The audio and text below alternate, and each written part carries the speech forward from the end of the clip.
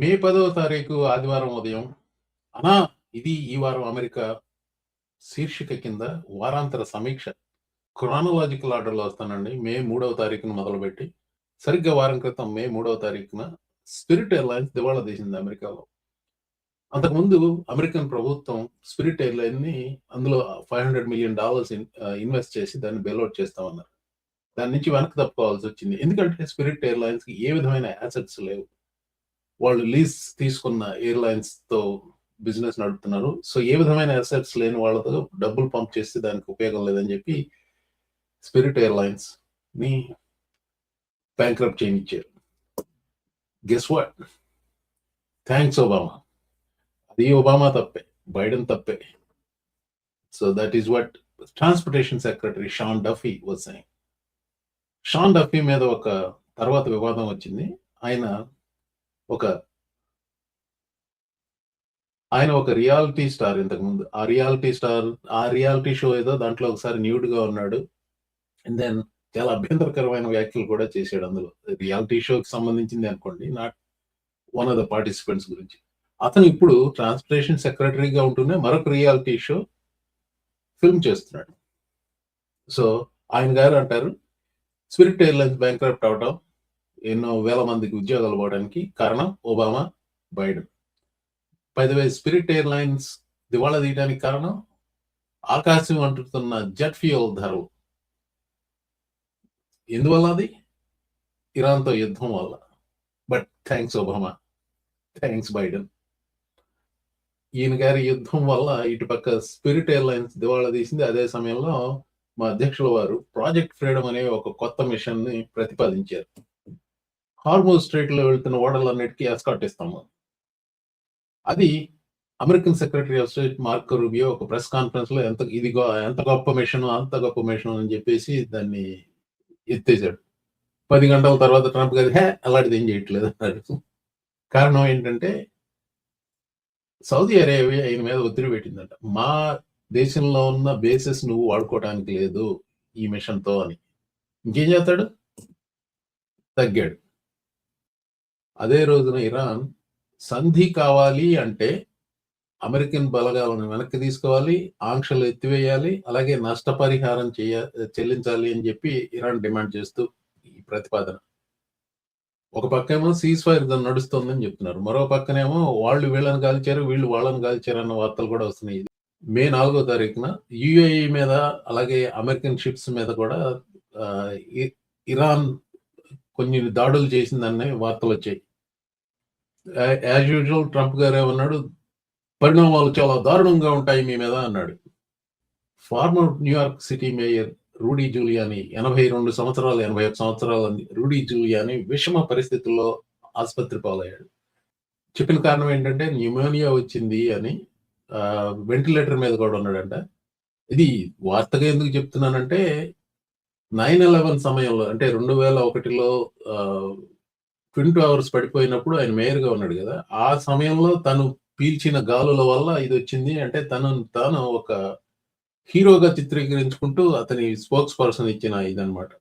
2008లో అనుకుంటా 2007లో ప్రెసిడెన్షియల్ ప్రైమరీలు జరుగుతున్నప్పుడు Joe Biden ఒక మాట చెప్పాడు. రూడీ జూలియానీ ఆయన నౌన్ అండ్ వెర్బ్ అనే 9/11 తప్ప ఇంకేం మాట్లాడడు అని. Even when he's facing near death with this kind of sickness అదే చేస్తున్నాడు. Noun and verb 9/11.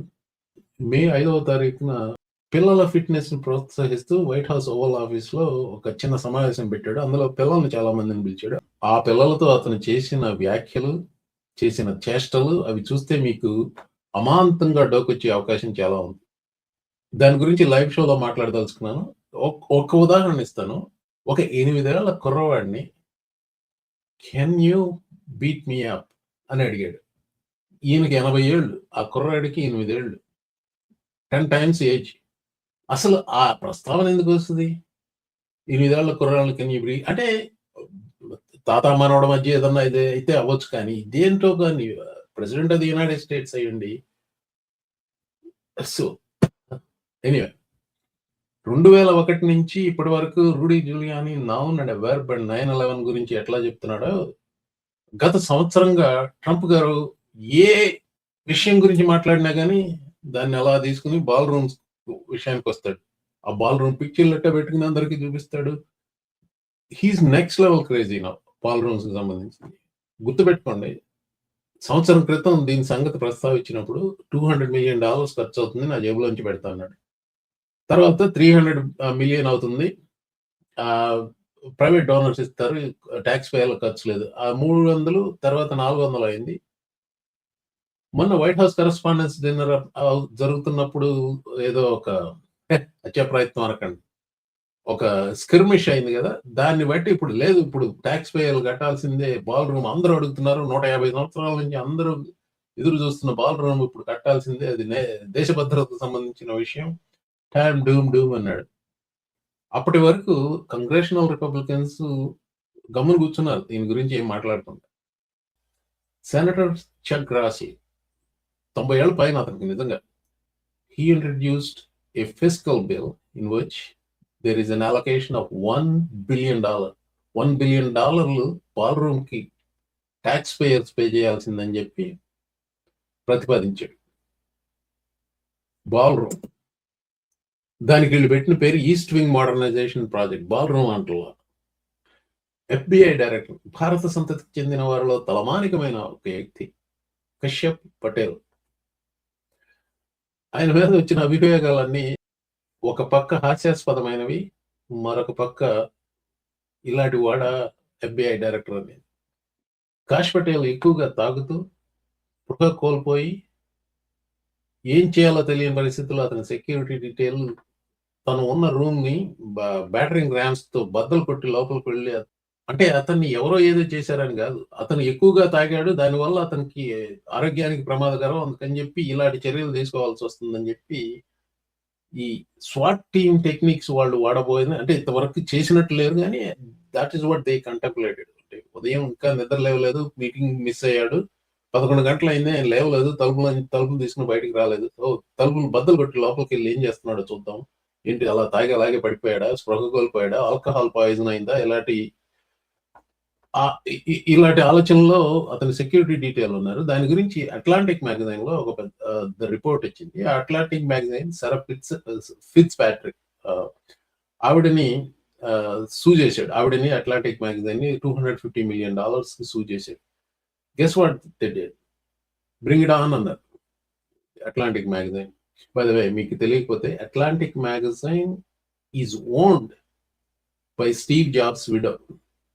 Steve Job భార్య దానికి ఓనర్. బ్రహ్మాండమైన మ్యాగజైన్ అండి, బ్రహ్మాండమైన political analysis. It's like if there is one magazine you want to subscribe, it should be that one.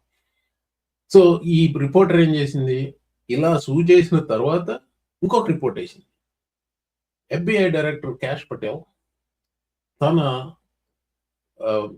పేరేదో Woodward reserve ఏదో ఉందట, Kentucky Bourbon, so దాన్ని బాటిల్స్ ఈయన పేరుతో నగిషీల్గా హీ బ్రాండెడ్ దాట్. ఆ బాటిల్స్ తన పేరుతో బ్రాండింగ్ చేసి విరివిగా అందరికీ గిఫ్ట్ లాగా ఇస్తున్నాడు. ఆ స్టోరీ ప్రింట్ చేసింది Atlantic magazine. This is gonna be fascinating. I can tell you, Kash Patel ఇంకా ఎన్నాళ్ళు FBI డైరెక్టర్ గా ఉంటాడు అన్న విషయం మనం వేచి చూడాల్సిందే. My guess is not too many days, maybe I'll give him a few weeks. ఒక CIA రిపోర్ట్ వచ్చిందండి, లీక్ అయింది. అది మామూలుగా CIA రిపోర్ట్లు లీక్ కావాలనే లీక్ చేసినట్టున్నారు ప్రెస్ కి. అదేంటంటే మిత్ర దేశాలు ఇప్పుడు నేటో ట్రంప్ కి సహాయానికి రావట్లేదు ఇరాన్తో యుద్ధానికి. కొత్తలో ఈ గల్ఫ్ కంట్రీస్ ఉన్నాయి చూసారా, United Arab Emirates, even Kuwait, Saudi Arabia, ఈ గల్ఫ్ దేశాలు వీళ్ళందరూ మద్దతు ఇచ్చాయి ట్రంప్ కి, అంటే వాళ్ళ ఎయిర్ బేస్లు వాడుకోవటం ఇలాంటివి. ఇప్పుడు ఇరాన్ మీద యుద్ధానికి వీళ్ళు కూడా వ్యతిరేకిస్తున్నారు. Now America and Israel are the only ones who want to fight this war. ఇంకొక రిపోర్ట్ వచ్చింది ఏంటంటే, ఇప్పుడు ఇరాన్ మీద ఉన్న ఒక బ్లాకేడ్ ఉంది చూసారా, అదైతే ఇంకొక 3 నెలలు 4 నెలలు ఇరాన్ సస్టైన్ చేసుకోగలదు. ఈ 3 నెలల్లో గ్యాస్ ప్రైసెస్ ఏమవుతాయి అన్న విషయం గురించి ఆలోచించవలసి ఉంటుంది అన్నట్టుగా ఉంది ఆ రిపోర్ట్లో. That means it's going to be much worse for USA. ఇంకో 3 నెలల పాటు ఈ గ్యాస్ ప్రైసెస్ ఇలా ఉంటాయి. గ్యాస్ ప్రైసెస్ అంటే మరొక విషయం చెప్పాలి. ఈ వారం అమెరికాలో గ్యాస్ ప్రైసెస్ చాలా ఎక్కువగా పెరిగిపోయాయి. ఈ ఇరాన్ యుద్ధానికి సంబంధించిన ఇంకొక విషయం ఏంటంటే, యాక్సియస్ అనే ఒక న్యూస్ అవుట్‌లెట్ ఉంది. దానికి లీక్ చేస్తూ ఉంటుంది ట్రంప్ అడ్మినిస్ట్రేషన్.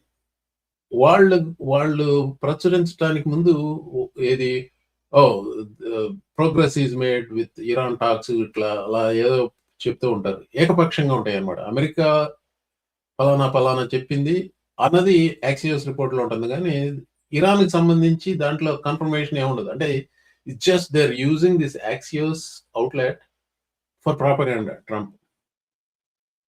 వీళ్ళు ప్రచురించడానికి కొన్ని నిమిషాల ముందు గంటన్నర ముందు విపరీతంగా ఆ ఫేవరబుల్ డైరెక్షన్‌లో బెట్లు కడుతున్నారు ఎవరు. చిన్న చితక అమౌంట్ కాదు. $1 బిలియన్ బెట్లు అలాంటి ఇయన్నీ. ఈ రకంగా ఈ మార్కెట్ మానిప్యులేషన్ విపరీతంగా నడుస్తుంది అమెరికాలో. దాన్ని డీఓజే దర్యాప్తు చేస్తుందట. నాకైతే ఈళ్ళేదో పట్టుకుంటారని, పట్టుకుని ఆ తర్వాత శిక్షించే వరకు వెళ్తారని అయితే నాకేం నమ్మకం లేదు. This is a corrupt government and every nook and corner of this government from top to bottom is corrupt, especially the political appointees. సరే, మే 8వ తారీఖున జరిగింది ఏంటంటే, మేముండే రాష్ట్రం వర్జీనియాలో ఏప్రిల్‌లో ఒక రెఫరెండం జరిగింది.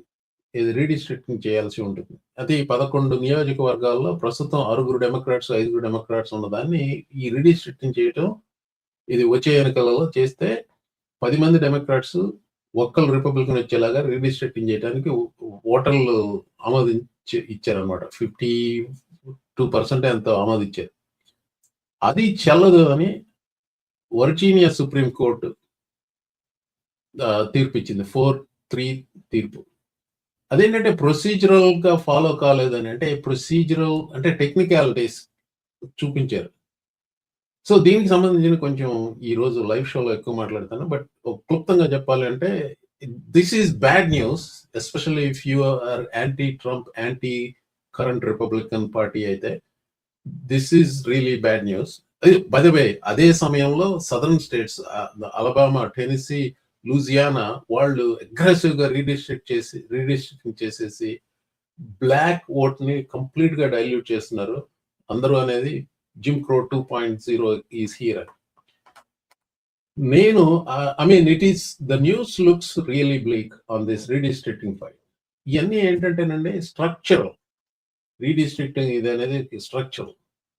ఇప్పుడు దేశవ్యాప్తంగా ఉన్న ఈ అసంతృప్తి ఏదైతే ఉందో ట్రంప్ మీద, అది ఒక ఉప్పెనలా వచ్చినప్పుడు ఈ స్ట్రక్చరల్ అడ్వాంటేజ్ రిపబ్లికన్ పార్టీకి ఉంటే మహా అయితే ఇంకొక 5-10 సీట్ల అడ్వాంటేజ్ ఉంటుంది అనుకుంటే, ఆ స్ట్రక్చరల్ అడ్వాంటేజ్ సరిపోదు ఆ ఉప్పెనని ఆపటానికి. అందువల్ల నేను I'm still optimistic, but situation is little worse now than last week this time. Last week live షోలో చాలా డీటెయిల్‌గా ఒక విషయం చెప్పానండి. ట్రంప్ ఎక్కడ పడితే అక్కడ తన పేరు పెట్టుకుంటున్నాడు. అన్ని కెలికి కంపు చేస్తున్నాడు వాషింగ్టన్ డీసీ సిటీలో. న్యూయార్క్‌లో పుట్టి పెరిగాడు. ఇప్పుడు ఫ్లోరిడాలో ఉంటున్నాడు. వాషింగ్టన్ డీసీకి వచ్చి నేను ఒక కంపారిజన్ కూడా చేశాను. ఏదో ఒక డాగ్ వెరైటీ ఉంటుందంట. వాక్ తీసుకెళ్తే ఎక్కడ పడితే అక్కడ పోయి మూత్ర విసర్జన చేస్తూ ఉంటుంది. అంటే the dog will mark its territory like that. దాంతో పోల్చానన్నమాట. Trump institute of peace, Trump Kennedy center, Trump this, Trump that. ఈ రిఫ్లెక్టింగ్ పూల్‌కి కింద బ్లూ పెయింట్ వేస్తున్నాడు. నోబిడ్ కాంట్రాక్ట్ ఎవరో తన ఫ్రెండ్ కంపెనీకి ఇచ్చాడు $9 million. ఇలాంటి చౌకబారు పనులు, చౌకబారు ప్రెసిడెంట్, చౌకబారు కరప్షన్ ఇలాంటివి చాలా చేస్తున్నాడు. ఈ రిఫ్లెక్టింగ్ పూల్ అనేది దానికి కింద బ్లూ పెయింట్ చేసే దాన్ని ఏ రకంగానూ ఎవరు ఏమి అర్థం కానంత దరిద్రపు కొట్టు ఆలోచన అనమాట. బిల్డర్ అని చెప్పుకుంటాడు ఏంటో. సో వీటిలో కొన్ని అంశాల గురించి లైవ్ షోలో మాట్లాడతామండి. ఆకాశవాణి ఈ వార్తలు ఇంతతో సమాప్తం.